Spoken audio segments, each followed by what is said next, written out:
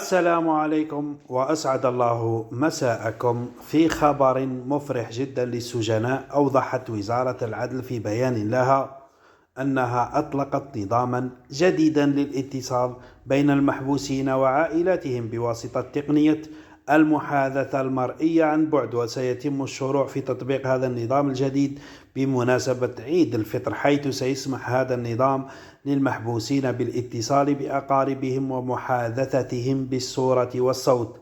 كما سينفذ هذا الإجراء تدريجيا في مرحلة أولى انطلاقا من محاكم الجنوب، ليشمل مستقبلا كافة الجهات القضائية. كما أشارت وزارة العدل أن هذا الإجراء يدخل في إطار دعم تدابير إعادة الإدماج الاجتماعي للمحبوسين والحفاظ على الروابط العائلية بينهم وذويهم الذين يجدون صعوبة في التنقل إلى مؤسسات العقابية البعيدة عنهم، سواء بسبب الظروف الصحية أو التقدم في السن لبعض الأولياء، أو بسبب مشاق السفر وبعد المسافات.